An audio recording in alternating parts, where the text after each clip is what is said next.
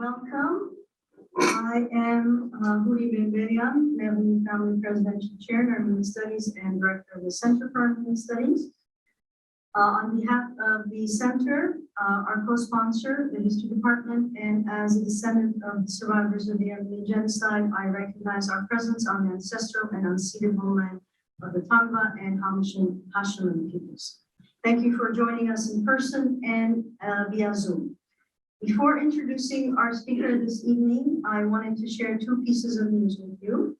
First, we are very excited that our last event of the academic year will be an evening of book reading and signing, and as well as conversation featuring author Nadia Owusu, who's of Armenian and Ghanaian descent.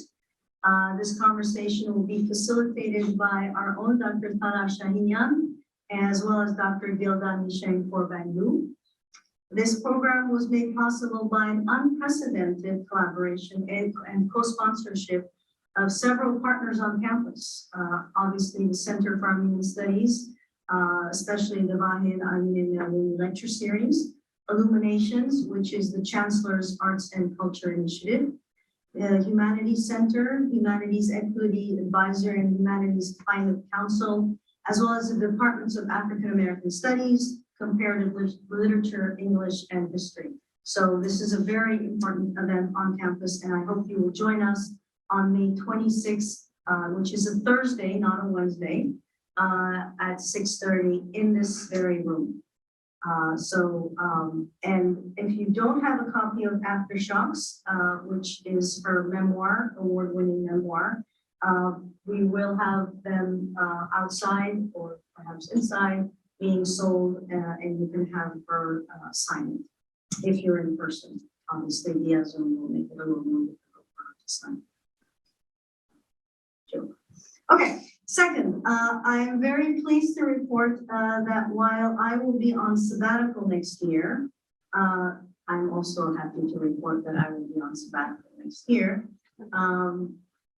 That while I'm on sabbatical, writing my book, by the way, my co-author, Dr. Tali Rigor from UC Davis Art History is here.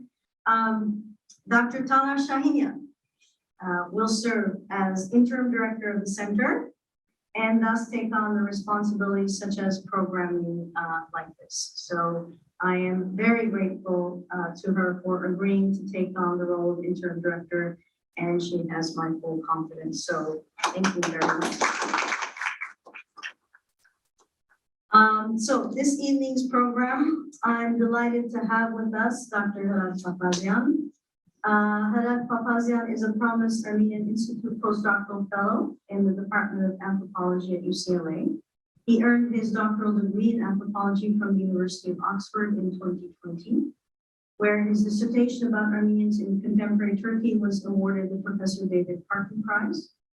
His thesis also received an honorary mention in the Society for Armenian Studies Distinguished Dissertation Award competition. Dr. Papazian has conducted ethnographic fieldwork in Turkey and Armenia, has been a visiting scholar at the University of Cambridge, and has taught at the American University of Armenia.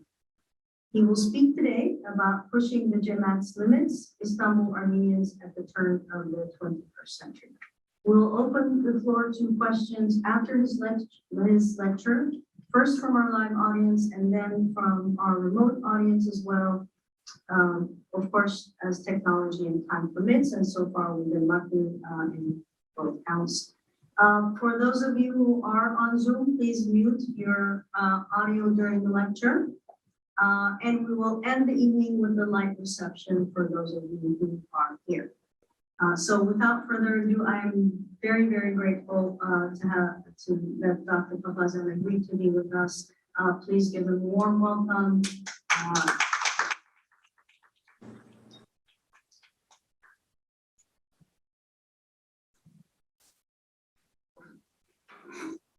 Thank you, Houri. Thank you, Dr. Dzovinar. I'm sorry, one more thing. Yes. Sorry about that.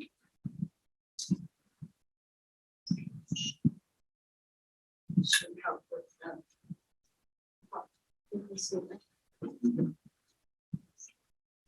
Yes, thank you very much for this invitation. I believe that to be here and to be able to speak to you. Thank you everyone for being here.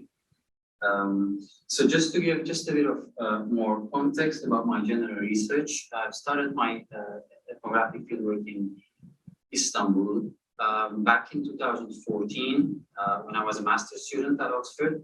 That was my first shot, I would say, 1 month fieldwork, after which a year later I returned already as a PhD student at Oxford, and then I stayed for about 20 months. So most of what you are going to be hearing today in terms of interview excerpts, read by myself, of course, are interviews that were recorded between 2015 and 2017. My research, generally my doctoral dissertation, looks into the Armenians of Turkey in their diversity. That is including also, so not just the Christian Armenian tradition and community, but also migrants from the Republic of Armenia who started arriving after the 1990s, after the independence of the Republic of Armenia, and also descendants of Islamized and Alawized Armenians. But in today's talk, I will be focusing on only on the traditional Christian Armenian community living in Istanbul. So I would like to begin this talk by juxtaposing two excerpts from interviews that I conducted during my research. On November 11, 2015, I met Aret, a Bolsahai is Istanbul Armenian, young man in his mid-20s, in a tea house on the famous Istiklal Avenue in Istanbul. I listened to him speak about his experience as a previous member of an Istanbul Armenian youth initiative with some Kurdish music playing in the background. I quote, "When we formed our group in the mid-2000s, there were people in the community who criticized us because we did not pay a visit to the Patriarchate, as it is normally expected. We did not go because a solely religious institution cannot represent the Bolsahayucun, meaning Armenians of Istanbul. Okay, I respect the religious leadership, but it's problematic to say that they are the representatives of the Azg. We use the word Azg, meaning nation or translated into ethnic group. It's debatable because Armenians of Istanbul are, at the end of the day, an Azgain population, meaning again, national or ethnic minority. Reducing the Azgain, the national or ethnic, to a religious community, or a Cemaat in Turkish, is already a concession from the beginning. Why should I give way? I mean, in Turkey, there are the Armenians of Turkey who constitute a nation, not a community. One can also be an atheist Armenian, like myself, so how could the Patriarch represent me?" End of quote. Less than a month later, on 8 December 2015, I found myself in the silence and serenity of the Armenian Patriarchate in Kumkapı, Istanbul. I was guided to a carpeted room where a high-ranking priest, a member of the religious council of the Armenian Apostolic Church in Turkey, would soon join me for an interview. At a certain point in our discussion, when I mentioned some recent ideas about or attempts of a secularization of the Istanbul Armenian community, which I will be discussing later in this talk, he responded, quote, "Those striving for an Armenian secular political reality have no knowledge about politics in Turkey. No single state has allowed an Armenian political existence on these lands. They have accepted us only in a religious format. In the Republic, they continue to recognize us as a religious community. The state maintains that something called Armenian is bound to organize itself around the churches, Catholic, Evangelical, and Apostolic. It's the churches that can establish minority foundations and open community schools. We don't have an Armenian community in Istanbul. We have the Armenian Apostolic, Armenian Catholic, Armenian Evangelical communities." The tension between, on the one hand, the structural institutional limitations of Armenians in Turkey, and on the other hand, aspirations to resist to and transcend them, appears in the juxtaposition of these two poles. It is this tension, which became relatively more visible during the past few decades, that I would like to explore in this talk.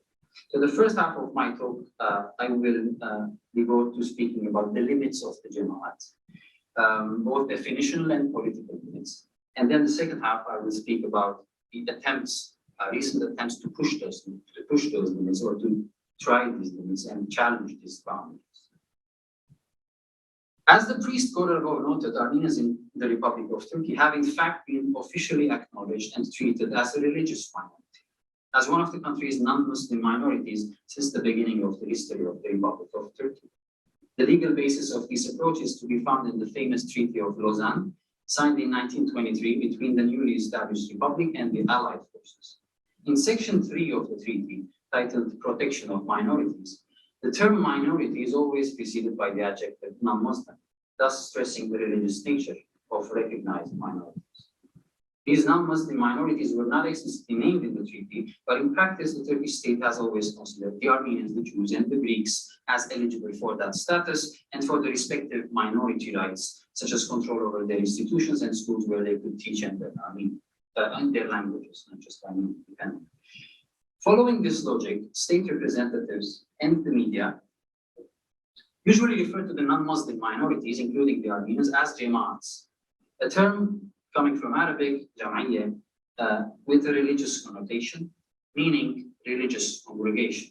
And this is just one example that is screenshotted by myself from the independent Turkish version, Türkçe, where you can see the word Ermeni Cemaat, Armenian Cemaat, which, as I said, means a religious congregation, most of the time, is used so much that it's basically a key term, a search term. And it's there, it follows basically usually all articles having to do, not importantly, with the religious affairs only of the church, but generally with the Armenians of Istanbul.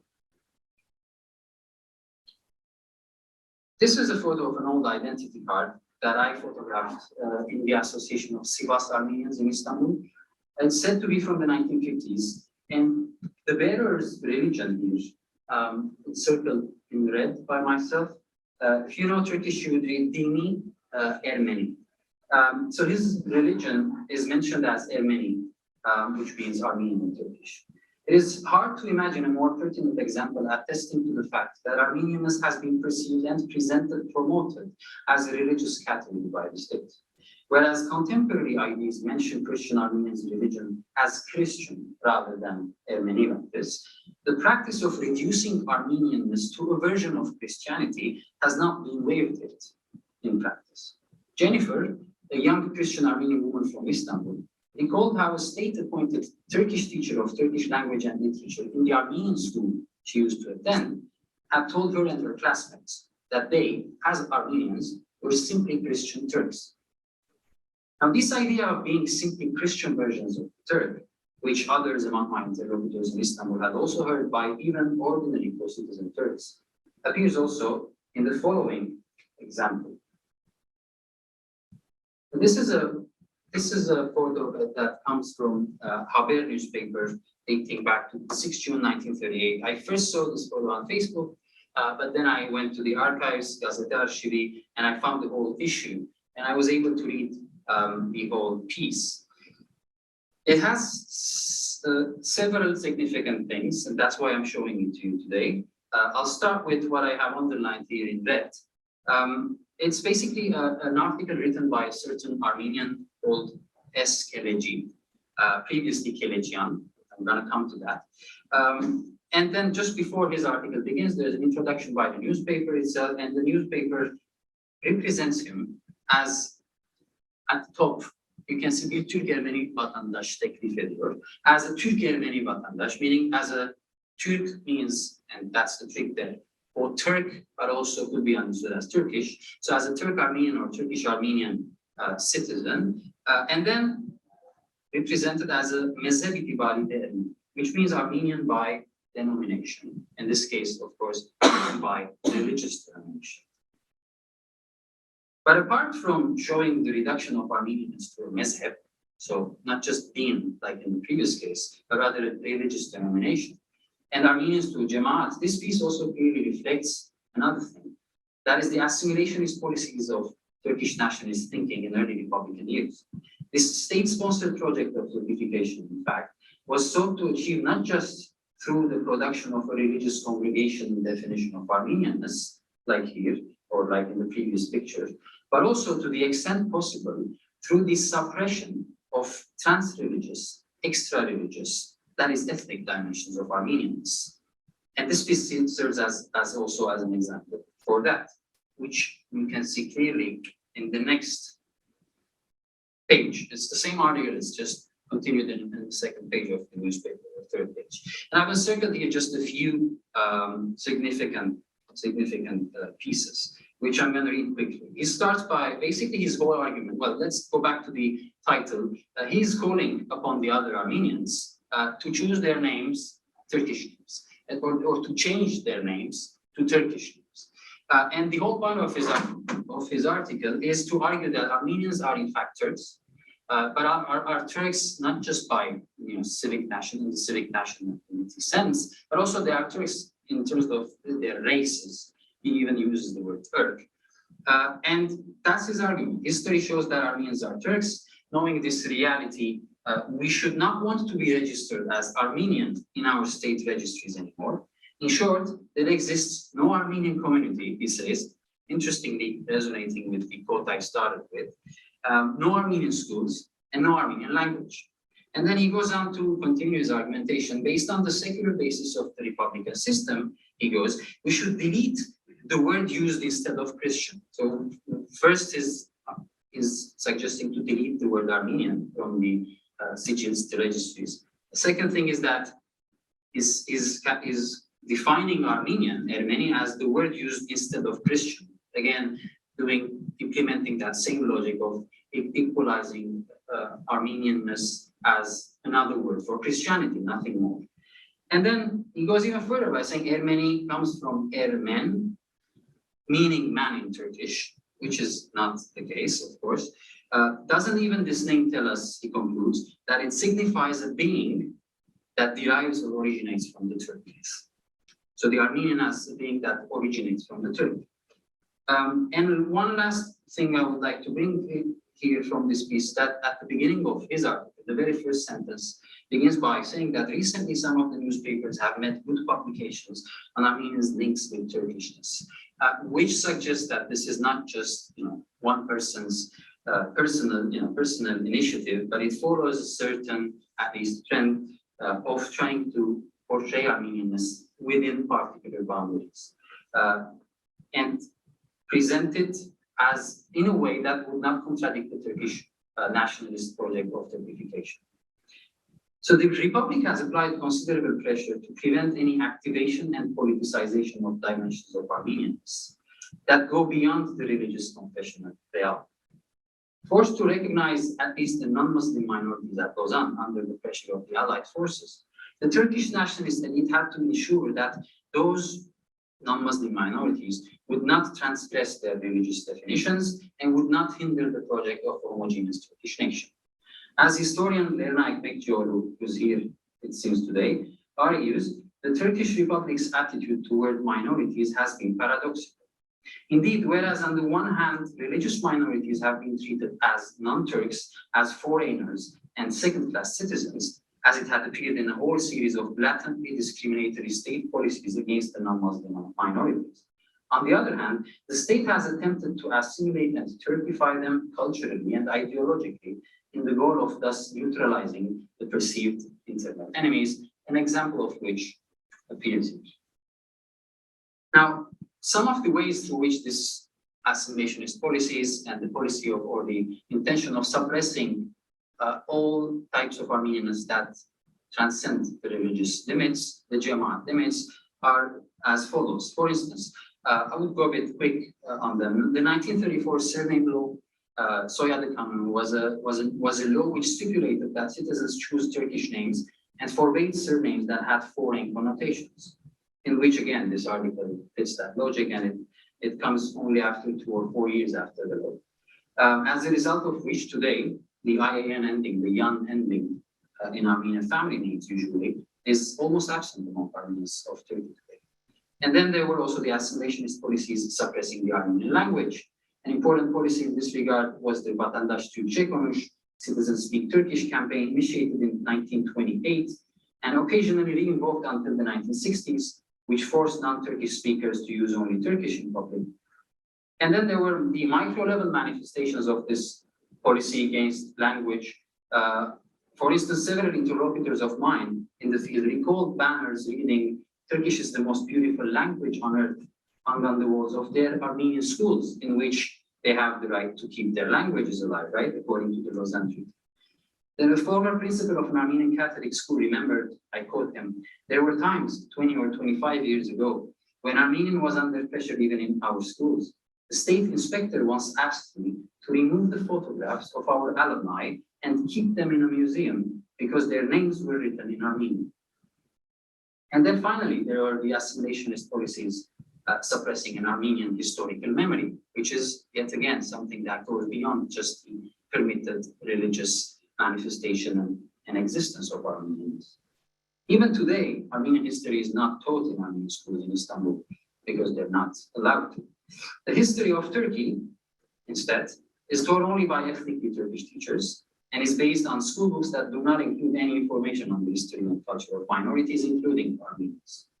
One of my interlocutors, a woman in her 60s then, remembered her experience in the following words.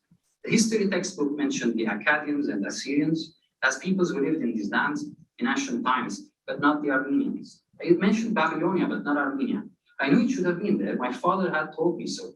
I started searching for it on the map, in the pages, but in vain, as if there have never been Armenians. These same textbooks impose also the Turkish state's denialist view on the Armenian genocide, non-surprisingly, which obviously contradicts the family memories of those who have had the chance to hear about it by their grandparents. Many have not, by the way, as not telling about the violent past until a certain age is a quite widespread practice of survival among the Istanbul Armenians. Nathan, who was one of these lucky ones, maybe not so lucky when we read, a man in his late 30s now, recalled, the history teacher, a Turk, used to intentionally ask us about the 1915 events in the exams. That was a serious psychological trick for me. What happened in 1915? The exam question would come. If you wrote that the Turks committed genocide or massacred the Armenians, as you knew it from your grandparents, you would simply fail the exam, since that would contradict the information in the textbook. That is, the Armenians, together with the Russians, massacred the Turks. Even worse, Armenians betrayed the Turks and stabbed them in the back. I had to write this when I was 16 or 17 years old. So, in addition to being required to remain within particular definition and limits of Armenianness, members of the Armenian Cemaat have also come under limitations over expression on at least two levels. First, where to express and where not to express their Armenianness. Second, what not to say and what to say as Armenians. So in the first part, I presented the definitional categorizational limits of the Cemaat. Now I'm moving into the political limits of it. Since the early decades of the Turkish Republic, Armenians had to, I quote, again, increasingly privatize their difference. Ekmekcioglu describes a spherical imagination in which, I'm quoting, in which the borders of concentric circles were formed according to the existence and intensity of the state's interference. The inside of the community, which is constituted by the Armenian families' homes, the mid-side of the community, churches, schools, charitable organizations, cemeteries, and finally the outside of the community, which was the realm of non-Armenians, the Turkish public sphere and the state. In the outside of the community, that is the Turkish public space, Armenians had to cover up their difference. This was so not only because of policies like Citizens Speak Turkish that explicitly asked non-Turkish speakers to cover up their audible difference, but also because of a post-genocide environment of sustained discrimination and violence that implicitly asked them to conceal their otherness. My ethnographic research with Istanbul Armenians, beginning in summer 2014, revealed many of their, what historian Talit Sujian calls, strategies to hide their own existence. From switching one's language from Armenian to Turkish near strangers, epitomized by the famous mama at home, anne outside, saying, to using Turkish names instead of one's real Armenian one when introducing oneself to strangers, from producing a whole set of novel Armenian names that sound like Turkish ones, but nevertheless have Armenian meanings. And I was really surprised at the beginning reading these names, like Aykun, which might be argued that it's Armenian because it comes from Ayk, and Aykun could be understood as at dawn, right? Which is exactly similar in terms of phonetics to Aykut, a very common Turkish name. Or Burak, which means in Armenian, a forest, which sounds very similar to Burak. And these are names that are Armenian, obviously, but exist only among the Armenians of this time, at least so far. To hiding one's crucifix under the t-shirt when coming outside, all these strategies constitute what I like to call a collective habitus of self-invisibilization that is taught and learned intergenerationally. Second, Armenians had to disregard the bothering reality and choose silence over expression in order to adapt to the newly established republic, to take terms and expressions from Meghrouni. There were things, in other words, that Armenians had to endure, forget, and remain silent about. The history of violence and oppression they had endured, particularly the genocide, for long forbidden a topic in Turkey, was amongst these, of course. Except if they were ready to be found, quote unquote, guilty of insulting Turkishness, like some Turkish intellectuals who challenged what Sujian terms the habitus of denial in post-genocide Turkey. In 2008, for instance, Arat Dink and Sarkis Seropian, then co-editors of the Armenian Agos Weekly, were found guilty of that crime for having only republished a piece by Hrag, the editor of the weekly and father of Arat Dink, who was assassinated a year earlier, where he had written about the genocide. In addition to things Armenians in Turkey were not supposed to say, there were also things they were, on the contrary, expected to say and do. In particular, Armenians in Turkey have been, I quote Sujian here, expected to participate in the post-genocide denialist habitus of Turkey by operating within its own framework. They were, quote again, coerced to endorse official policies and even called, quote again, to represent themselves within anti-Armenian structures, and were expected to take the side of the Turkish state for the sake of their own security. And this would happen in newspapers, even in sermons at the church, and so on and so on.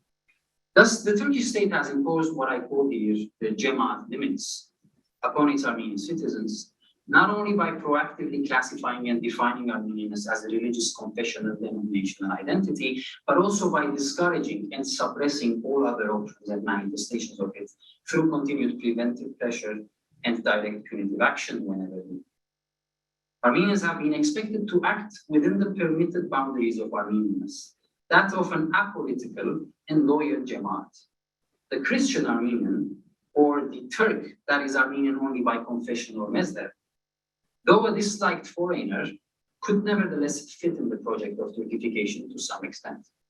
The Armenian beyond the Christian would only impede that project, whereas a politicized Armenianness would represent a threat.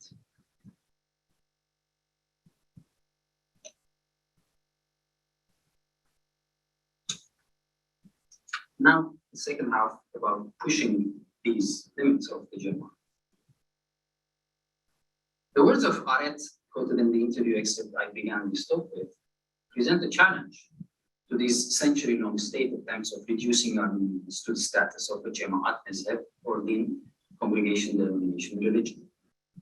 I remind, reducing the Azganin, the national, in his word, to a religious community is already a concession from the beginning, he had said, and added, why should I give way? In a defiant manner. Aret is one of the many representatives of a movement that emerged within the Istanbul Armenian community since the 1990s and became increasingly more visible during the first 2 decades of the 21st century. This current started challenging not just the definition, but also the political limits imposed over the Armenian Cemaat. Of course, the emergence of this challenge was situated within a broader shift in the political context of the Republic of Turkey, which I shall concisely discuss. First, speaking about the 80s, 90s in Turkey, we should, in this context, for the sake of my questions here, speak about the ethnic turning identity discourse. The increasing politicization of Kurdish ethnic identity from the late 1970s onwards gradually changed the equations of identity politics in the country. Although met with repression, the Kurdish movement was, in the words of Kasaba and Postdoctoral, I quote, successfully laying bare the fundamental weakness of the official ideology of ethnic homogeneity, and instrumental in having ethnicity recognized as a fault line in the country. Now, this was coupled with the general democratization and liberalization process. Since the 1980s, Turkey went through processes of economic liberalization and privatization, which resulted, in the privatization of media outlets as well. This, coupled with the advent of new communication technologies and rapid adoption of the internet, I quote Kabir Tambar, he opened new paths for the development of social and political movements centered on a wide array of concerns. So this internal rising pressure by different civil society and political movements was added an external pressure by the European Union at the turn of the century when Turkey was officially a candidate. To which Turkey, all these encouraged the AKP party to launch a series of democratization packages and implement legislative reforms on rights and freedoms during the first years of its rule in the early 2000s. As a result, ethnic and religious minorities gained unprecedented leverage for articulating and defending their concerns. It was in this context that a post-nationalist critical narrative on the Armenian genocide, in the words of Fatma Göçek, started to emerge in the country among intellectual, academic, and alternative political circles. It was also in this context that a discourse over Türkiye'lilik, in contrast to Türklük, emerged in the country. Whereas Türkiye'li means of or from Turkey and connotes citizenship or territorial belonging, civic belonging, the word Turk means Turk and has more of an ethnic connotation. And I remind you of the categorization of this person, like a Türk Ermeni, right? And that ethnic connotation of the term is very important. This began to be contested in the early 2000s. Even a report prepared by the Working Group on Minority and Cultural Rights under the office of the Prime Minister proposed in 2004 to adopt Türkiye'lilik as the master identity in Turkey. It argued that the traditional monolithic approach to Turkish national identity was undemocratic as it denied the existence of different ethnic identities and alienated citizens of non-Turkic ethnic origin. So there was this quite significant change in Turkish political discourse, but also through laws and some policies that somehow spoke and represented an opening of a democratic space. And this opening of a democratic space, especially one supervised by the European Union, and with the dismantling of the myth of the mono-ethnic Turkish nation, some members of the Armenian community found the courage and possibility to challenge the Cemaat's limits, both definitional and political. Starting with them pushing the definitional limits of the Cemaat, which I describe as a process of ethnicization, at least in the level of discourse. Because I do not claim here that none of these ideas existed before the 2000s, right? It's just that they became much more visible and they found a way and the possibility to come out and to be discussed in newspapers, on media, in protest marches and so on, which I'm going to cover soon. Aret, looking back to his university years when he first stepped outside, in his words, outside the Armenian community, or the outside of the community, as Meghrouni puts it in her differentiation of the spheres of existence. He explained the evolution of his understanding of Armenian identity as follows, I quote, "In that period, I was just newly realizing that being Armenian is not only about going to the church, attending the mass, taking communion, or lighting a candle." He's realizing this in his 19, 20, 25. This was during my university years when I started, and this is important, when I started working at the Kurdish newspaper. Their struggle became a motivating factor for me. There is a struggle, I realized. People like Aret countered the decades-long nationalist project of assimilation, attempting to make Christian Turks out of the Armenians. In this endeavor, and inspired by the discourse over Türkiye'lilik, they started also rejecting to be called Turkahais, an Armenian word that is conventionally used to refer to the Armenians of Turkey everywhere, in the Armenian diaspora and historically as well. After it was Dajgahai, it was initially Dajgahai, but then it became Turkahai. Although Turkahai comes from Turkia and Hai, that is Armenian of Turkey, just like Idalahai comes from Idala and Hai, Armenian of Italy. It still bothers these people because it reminds them of the Türk Ermeni, because of the Turkahai. And it might potentially be interpreted as half Turk, half Armenian, or Turkey and Armenian. Instead, they have come up with a new term, Türkiye-Hai, in Armenian, which is a safer option, they think, as it leaves no room for misinterpretation and clearly means an Armenian of Turkey or Armenian citizen of Turkey, without going into any possible ethnic interpretation of the Turk. In Turkish, this would be Türkiye Ermeni. Robert Koptaş, former editor-in-chief of Agos, explained the distinction as follows. I quote him: "The state has tried to impose Turkishness upon us, on all the peoples of Turkey, but they failed. Challenging their approach, now we say that we are not Turks. We are not Turkish in that sense. We are Armenians. But we can be considered Türkiatsis. I call myself a Türkiatsi Hayır. The Türkiatsi Hayır, or the Türkiye Ermeniler, thus identify themselves as ethnically Armenian citizens of the Republic of Turkey, rather than Christian Turks or Turks of Armenian Mezheb denomination. We can hence observe an attempt of ethnicization or re-ethnicization of Armenians. Importantly, this challenge to the imposed definition and limits of Armenians manifests itself even in the explicit questioning of the very term Cemaat in some cases. And here's an example. Oops, yeah, I should have been here. Here's an example for you. So this is an article I found on Ermeni Kültürü, which is an online website, meaning Ermeni Kültürü, meaning Armenian culture. And this article is titled, it's published in 2014 by Meghrouni, which I don't know the person in person. And the article was titled Ermeni Milleti mi yoksa Ermeni Cemaati, meaning basically Armenian millet, translatable to nation again, or Armenian Cemaat. And I'm translating this key excerpt here. The person he tries to define both terms, millet and Cemaat, or not himself. He brings the definition from the Turkish language institution, and he says millet means a community of people who mostly live on the same lands and have a unity of language, history, emotion, ideal, tradition, and custom. Cemaat, on the other hand, is a group of people of the same religion or of the same lineage. But as I said, it's mostly used in its religious connotation. And he goes and presents his approach. I'm assuming he's a he. When speaking about Armenians, because I know other Argives, many people in Istanbul, but you never know, especially the first names among Istanbul Armenians. When speaking about Armenians living in these lands, it would be more accurate to talk about an Armenian millet, he says, which as we saw, why it's translatable to the English nation or ethnic nation, not in the sense of the civic, right, but the rather ethnic sense of nation, that has lived with its traditions for 100 years and expressed its feelings and thoughts in the Armenian language, rather than just a community or Cemaat sharing the religion.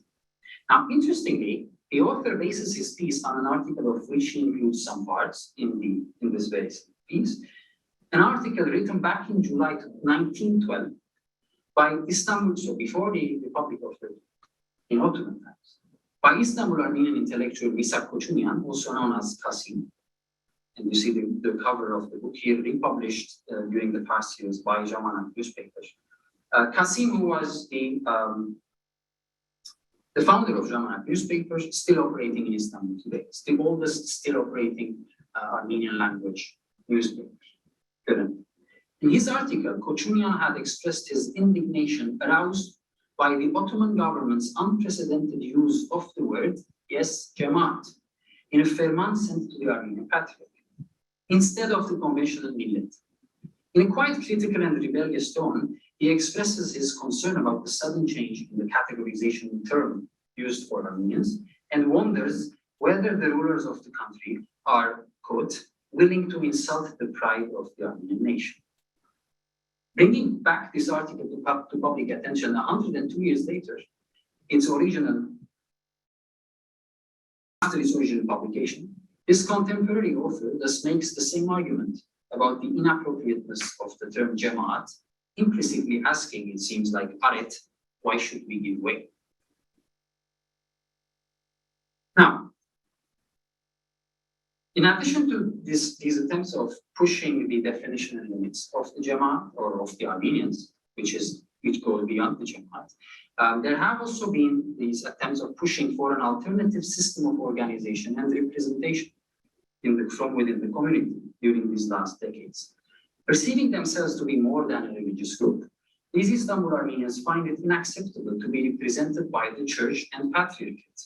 Instead, they push or hope for an alternative system for organizing and representing the community. The recent phenomenon of burgeoning hometown associations that regroup Armenians originating from particular provinces or cities in historical Armenia or Eastern Turkey, like the Association of Sivas Armenians and Friends, the Mutki and Sasun Armenians Solidarity Association, the Association of Malatya Armenians. These were really associations that were formed, most of them after the 1990s, in the 2000s, again as part of that general rise and liberalization which was going on in the Turkish context. These associations has given hope to some advocates of a secular organizing of the community.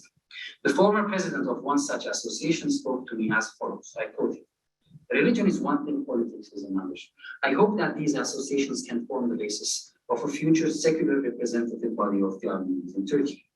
Ours had proposed to the others a few years ago to come together and start some political initiatives, like organizing a symposium about the state-confiscated Armenian properties and submitting our demands to the state, forming a secular body of Armenians and going to the state and submitting demands to the state, something that has never been done. It wasn't successful because he says, but the others did not welcome the idea, thinking about potential negative repercussions. But that was, again, his and some others' attempt based on the realization that we are more than a religious Cemaat, and it's not just the patriarchate, let alone the temporary patriarch at that time, go to Ankara and represent our demands, because we're more than Cemaat. And finally, pushing the political limits.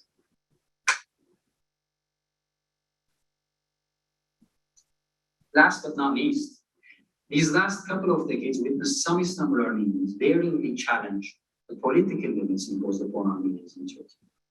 Breaking out of the limits of the Cemaat, they not only started coming out into the outside of the community, to return to Ekmekçioğlu's terminology, that is the Turkish public space, as Armenians, which, as one young Armenian activist argued, is in and of itself a political act in Turkey, right? Coming out as Armenian in public. But also, they openly started fighting for their rights and justice, including historical justice, in Turkish political space. Pioneers in this political process are the Aras Publishing House, established in 1993 in Istanbul, and the newspaper Agos, established in 1996, which started to publish books and articles dealing with taboo issues, such as the discrimination and persecution of Armenians throughout the Republican history, and even the officially denied Armenian genocide. Importantly, their publications were in Turkish and thus addressed the non-Armenian citizens of Turkey as well, and centering the outside of the community. This was a highly political development and was not, unfortunately, free of bitter consequences or tragic consequences. Hrag, the editor-in-chief of Agos, was assassinated by a 17-year-old Turkish nationalist in January 2007 after receiving several death threats and being charged with the crime of insulting Turkishness for his articles and statements challenging the nationalist state narrative. Then there was the Hrant Dink Foundation emerging, established only months after Dink's murder, organizing conferences, research, and publications around topics such as the history of Armenians and other minorities within Turkey and the Ottoman Empire, their cultural heritage and its destruction during Republican times, the genocide, and more. Nor Zartong, meaning New Renaissance, was established shortly after Dink's assassination as the first ever Armenian explicitly political organization in the history of the Republic of Turkey.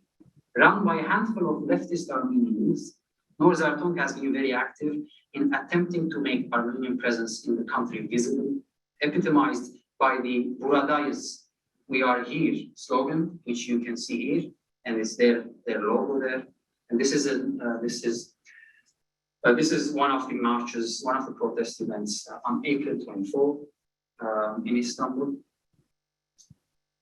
And in publicly confronting the state authority in defense of Armenians against both historical and contemporary injustices and acts of violence and discrimination, issuing statements and participating in or even organizing protests, such as the such as some of the April 24 protests. Finally, Garo Baylan, an Armenian of Turkey, elected to the Grand National Assembly in the parliamentary elections of 2015 and 18, has been one of the most vociferous representatives of this new political Armenians in Turkey, challenging traditional political limits and boundaries from within the Turkish parliament, another outside of the community for the Armenians, and the political space by definition, where he has, for example, drafted several resolutions calling for the recognition of the Armenian genocide. And a few words about what we see here, and then my conclusion. On the left, this is a picture taken during the Gezi Park protests in Istanbul in 2013. And the Gezi Park protests was a big movement of protests in which very different representatives of the Turkish political spectrum participated, including Nur Zartuq. Nur Zartuq was there from the very first day. And actually, I've published an article about them in Turkish Studies, and if you're interested, you can find that. It's called Between Gezi Park and Camp Armen. There I analyzed in quite detail how their activism is intersectional, but through their intersectional activism, they also intersectionalize the activistic and political spaces by mixing different concepts and political causes together. And what they did here is they went to this Gezi Park, they defended it, they defended the trees, but then they realized, or they already knew, that part of the Gezi Park was constructed on what constituted formerly the Armenian cemetery, which was destroyed and which was turned into the park. And they used, and this is actually not my translation, it's maybe you can read in the yellow, they have written there in English as well. You captured our graveyard, they said, but you can't capture our park. And Armenians from Turkey is the signature, right? Again, that's the English version of the Turkey Armenian. And then another one, again, from the same protest from Nur Zartuq in Gezi Park again, where they have written Karasuno Musa Lerambra Dastmego Gezi Akimech, which means 40 days on Musadagh, hinting at the resistance of Musadagh Armenians in what is now Hatay during the genocide against the orders of deportation by the Ottoman regime, who went up to the Musadagh, that is up to the hill and on the mountain, and who remained there, who resisted there for 40 days. So 40 days on Musadagh, 11 days in Gezi Park, counting their days of resistance in Gezi. This is something that would not have been possible earlier. That would not have been possible. Well, just to make one comparison, Armenians of Turkey much earlier, I can't recall the date.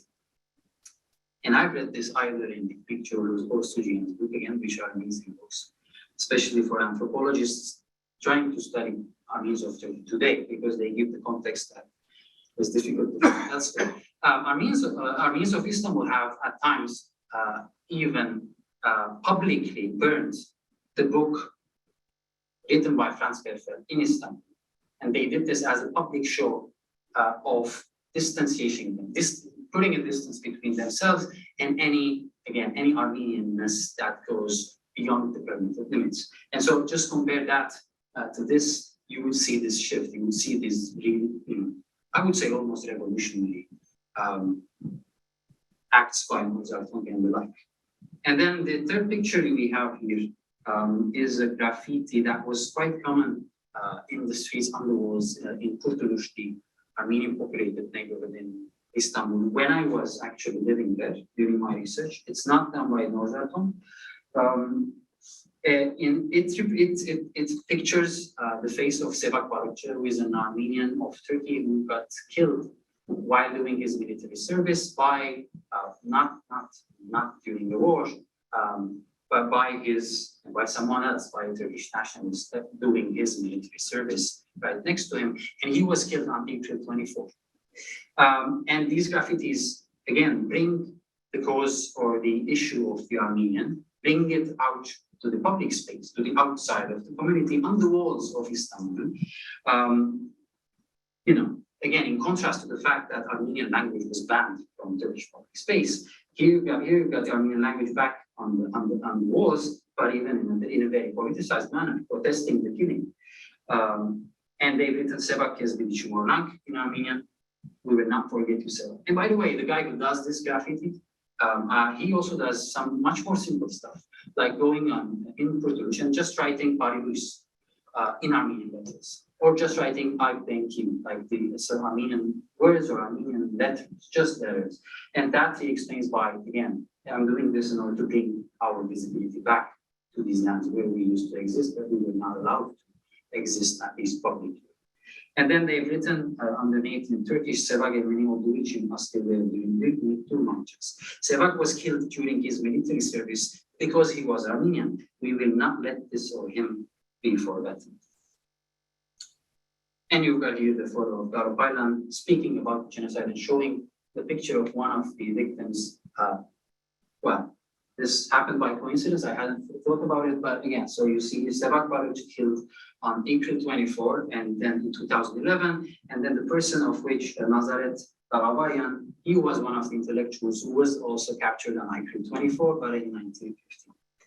In conclusion, I would like to first reiterate that these recent manifestations of defiance among some Armenians of Turkey, whether challenging the definition of organizational, institutional, or political boundaries imposed by the state, are situated in the larger contextual developments that Turkey has been going through during the past few decades. It is thus not surprising to observe similar processes among other minority groups in Turkey during the very same period of time, whether among the recognized minorities, that is the non-Muslims, or among the legally unrecognized ones, such as the Alevis, the Kurds, individuals of Dönme heritage, these are descendants of Islamized Jews, or descendants of Islamized and Arabized Armenians, which I also study in my research, and the like. Such attempts of contesting state-sanctioned definitions and challenging officially legitimized possibilities of existence emerged concurrently. Moreover, they have oftentimes inspired, supported, and encouraged one another. Since all this serves as a reminder about the influence of state policies and macro-level socio-political developments on the politics of self-representation among different constituents in a polity, especially minorities, it would be wise to end this talk by speaking about the most recent times, the very last few years, because the Turkish political context has been rapidly changing once again, especially since the 2013 Gezi Park protests. With the end of the Kurdish peace process in 2015 and the return to open military conflict in both Turkish and Syrian Kurdistan, with the military coup attempt in July 2016 and the subsequent wave of repressive measures, with the 2017 constitutional referendum that further concentrated power in the hands of President Erdogan, and with the 2018 pact between the ruling Islamist AKP and the nationalist MHP parties, Turkey has been, I quote some of my interlocutors here, returning to its normal in their own words.